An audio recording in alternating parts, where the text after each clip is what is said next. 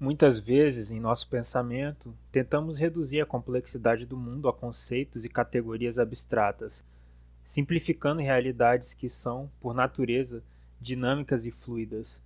Da mesma forma, nós tentamos encontrar uma unicidade comum entre objetos. Por exemplo, quando tentamos encontrar o que tem de comum em todos os homens.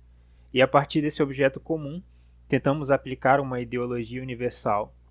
Essa tendência de encontrar uma unicidade comum pode ser vista como uma forma de projetar em coisas externas algo que está dentro de nós, nossas crenças, ideologias ou mesmo agendas políticas. Ao impor essa unidade, estaríamos moldando a realidade para se ajustar às nossas perspectivas pré-existentes, em vez de compreendê-la em sua totalidade. Por isso, hoje vamos tratar das categorias de homens, e como cada um deles estava preocupado em limitar a vontade alheia por uma ideologia aplicada a um objeto em comum.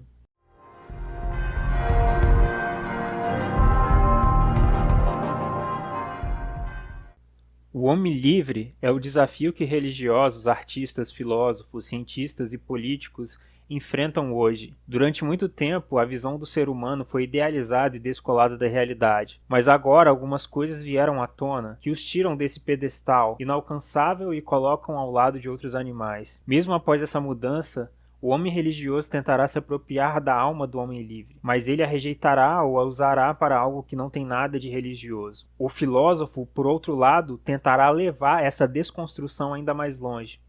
Alguns dirão que o homem não é livre porque sequer existe, enquanto outros acham que ele ainda não se libertou completamente. O cientista, por sua vez, vai analisar cada detalhe do ser humano, mas não conseguirá tocar no ponto mais importante, no essencial. O homem livre percebe o que o tornou único e especial, o que faz com que suas ações e características sejam diferentes. O cientista continuará vendo-o como objeto de estudo, mas o homem livre verá isso como uma vantagem, pois sabe que a ciência pode ajudar a aproveitar melhor a solidão. O político vai tentar usá-lo para seus próprios fins, mas o homem livre estará consciente disso e só será manipulado se achar que isso o beneficiará. O único que realmente chega perto de entender esse novo homem é o artista, pois para o artista a singularidade e o desejo de ser diferente são naturais, então ele verá o homem livre um reflexo de si mesmo, mesmo que esse homem pareça ser apenas mais um na multidão. O homem livre não é um ideal, pois ele não pode ser controlado ou previsto dentro de um sistema lógico. Por muito tempo, a teoria tentou reduzir o ser humano a algo totalmente previsível, mas o homem livre é o resultado de uma luta intensa pela liberdade e vive essa liberdade de forma imprevisível. Os teóricos do determinismo acreditam que as ações humanas podem ser previstas conhecendo seu ambiente e motivações, o que pode funcionar para o homem tradicional. No entanto, as motivações internas de uma pessoa podem ser tão variadas que se torna impossível prever cada ação. Embora sejamos influenciados por fatores externos e internos, a previsibilidade absoluta é tão ilusória quanto o antigo conceito de livre-arbítrio religioso. Religiosos, filósofos, cientistas e políticos buscam a previsibilidade, pois um homem previsível é mais fácil de controlar. No entanto, o homem livre age de acordo com seu momento, de forma imprevisível. Se o religioso tentar convencê-lo de um dogma, ele só aceitará o que lhe convier. O filósofo não conseguirá sistematizar a condição humana, porque o homem livre é único, não se encaixando em sistemas tradicionais. E para o político, ele será uma voz discordante, que poderá arruinar seus planos, pois o homem livre não oferece o entusiasmo que o político precisa. Para muitos de nós, ser livre significa estar livre de amarras, de qualquer tipo de restrição. No entanto, em uma grande revolução do pensamento, essa ideia de liberdade passou a ser sinônimo de poder. A pergunta que devemos nos fazer é: o que eu sou livre para fazer? Ou o que eu posso e sou capaz de fazer? É verdade que, mesmo que existam fatores que eu não compreenda completamente, as inclinações internas que formam o que eu chamo de meu ego, de meu eu, essas inclinações ainda determinam meu comportamento. E no fundo, o que realmente importa para mim é que essas motivações me levam a lutar pela própria conservação e pelos meus interesses, acima de tudo.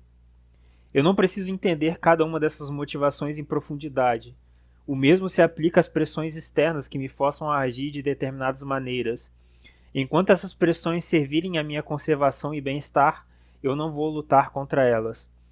Assim, essa nova compreensão de liberdade está intimamente ligada ao poder que eu tenho de agir de acordo com os meus próprios interesses, mesmo que influências internas e externas façam parte do cenário. E é essa luta pela minha autonomia que me faz sentir verdadeiramente livre. O homem livre é, portanto, o homem que abraça o egoísmo de forma consciente.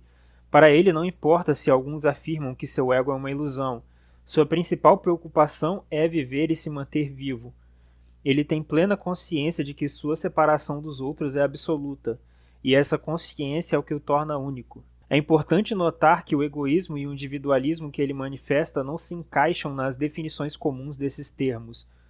Não se trata de um comportamento impulsivo ou de algo que busca agradar aos outros. Muito pelo contrário, o homem livre entende que os outros o verão apenas como mais um entre números. Somente ele reconhece sua própria singularidade. Essa consciência da própria unicidade é o que o impede de se comprometer totalmente com religiões, filosofias ou movimentos políticos, mesmo que ele reconheça que há elementos válidos em alguma dessas ideias. Para o homem livre, a liberdade e a individualidade são primordiais, e essa busca por autenticidade o leva a questionar e avaliar o que o cerca, sem se deixar levar por dogmas ou rótulos impostos. Assim, podemos entender que existem uma massa de homens escravos que querem te pôr em quadrado, como por exemplo o quadrado revolucionário. Quando o homem finalmente acorda do sono de milênios e percebe que foi enganado todo esse tempo, sua reação mais natural é querer destruir as estruturas que o mantiveram preso por tanto tempo. Isso inclui os títulos de nobreza, o Estado e a Igreja. Então, o rebelde convoca o homem livre à ação, tentando transformá-lo em um revolucionário, alguém que se una ao movimento, já que acredita que um de nós não pode estar errado. No entanto, se o homem livre recusar esse chamado, ele será rotulado como reacionário ou até mesmo como um traidor do movimento. Isso demonstra a tensão entre a busca individual de liberdade do homem livre e as expectativas coletivas de grupos que, embora tenham boas intenções, podem acabar tentando moldá-lo a uma identidade que ele não deseja. O homem prático vive no aqui e agora e não está interessado nas promessas de gozo do pós-morte. O homem prático não encontra utilidade nas discussões abstratas da política ou na filosofia que não se aplica diretamente à sua vida. Ele sabe que as forças necessárias para lidar com suas circunstâncias estão dentro dele mesmo. Essa visão pragmática leva o homem livre a questionar a validade de tudo que não se concretiza em sua realidade atual. Ele se pergunta: se algo não é real para mim agora, que garantia eu tenho de que existirá amanhã? E além disso, por que eu deveria me preocupar com o que pode ou não acontecer após minha morte? Não posso reviver o passado de forma concreta e também não estarei presente em um futuro distante ou imaginado. Portanto, eu me concentro no que tenho em mãos no presente e que continuamente me chama de volta. A cada momento, o presente se impõe como a única realidade tangível, e a ele que eu me volto, resistindo à tentação de me perder em tempos que não posso realmente experimentar. Isso não significa anular completamente as minhas memórias e as minhas boas experiências. Como parte de mim, elas formam o meu presente e o meu eu atual. Isso apenas significa não se tornar rígido, inerte, por conta das questões passadas. Então precisamos, de certa forma, superar o passado para poder ter maior proveito no presente. A única maneira de acessar o passado e o futuro é por meio da cultura, através de livros, filmes, folclore, entre outros. Em todas as épocas, as pessoas sempre se queixavam de que o presente era terrível e o passado era glorioso. Mesmo em momentos históricos importantes, como a Revolução Francesa, o Renascentismo ou o Iluminismo, as pessoas também lamentavam que as coisas não eram como antes. O homem verdadeiramente livre é aquele que vive o que os outros não conseguiram. O que o homem antigo, o que o homem cristão, o socialista, o artista, o escritor de ficção científica não conseguiu. Eles sempre desejaram ser, mas nunca conseguiram ser. Esses outros viveram adiando o prazer e o desfrute da vida, sempre projetando isso para o futuro distante ou idealizado. Já o homem livre, por outro lado, não precisa idealizar ou adiar o prazer. Ele simplesmente vive no presente. e ao fazer isso, esgota a vida em sua plenitude. Cada sistema de crença utiliza o truque do objeto comum como forma de persuadir o homem livre para o bolo, para o quadrado do objeto em comum. Mesmo que muitas vezes o homem livre não tenha nada a ganhar com isso, pois o que eles prometem entregar, o homem livre já possui. O ser humano é inseparável do todo. O ser humano é inseparável do todo.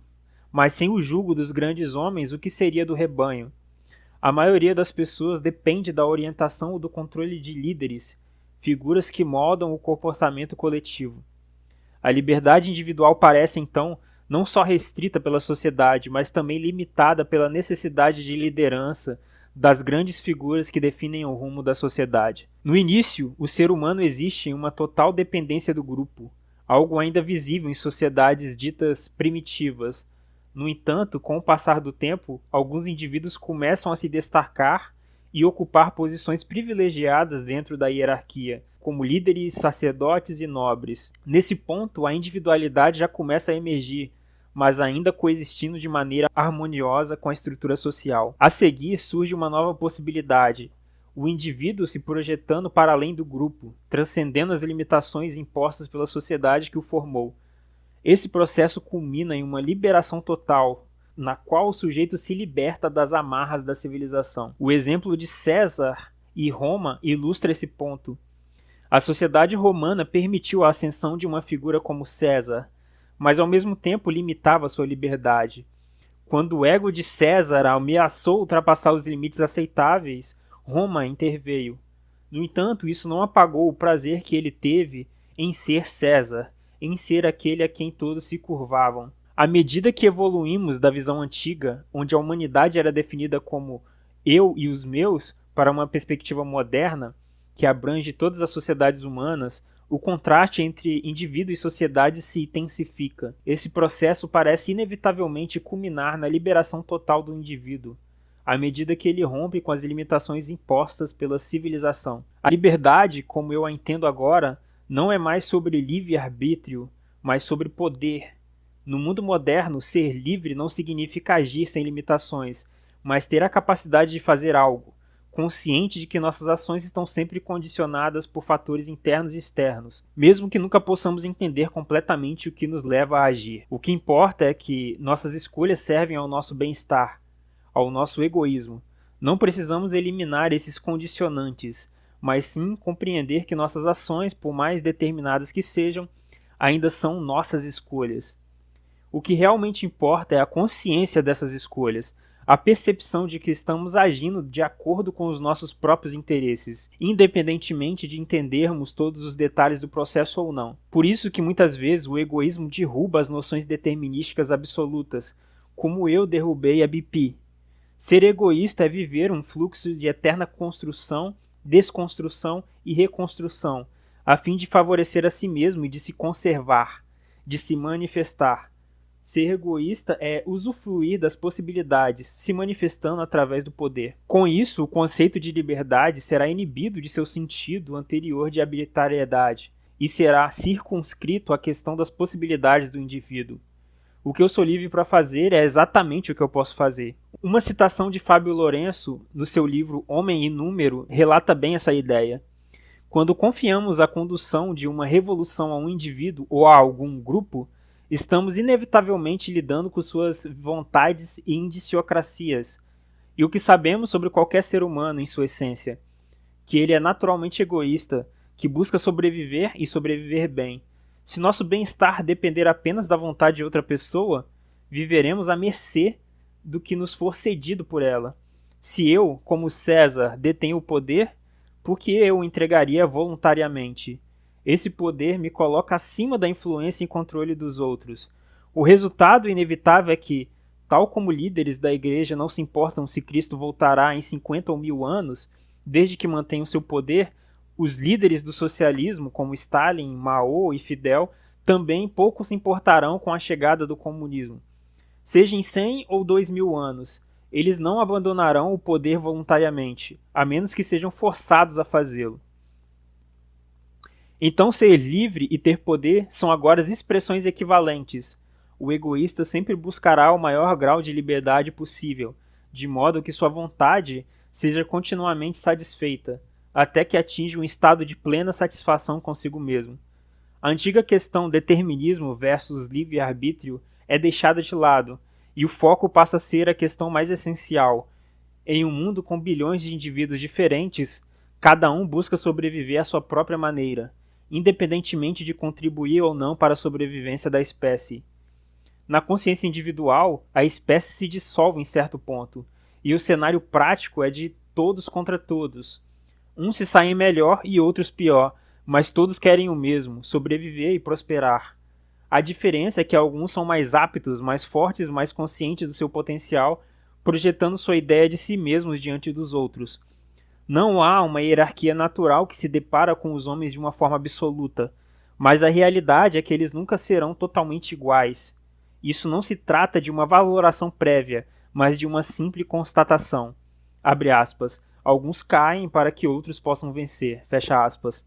E agora, para concluir, essas categorias mostram a percepção do egoísta em um mundo de massas, números e ditadores. Da mesma forma, eu entendo como autonegação viver eternamente em um quadrado onde se busca um objeto comum para poder externalizar suas dores em conjunto, o que gera uma mentalidade de fraqueza.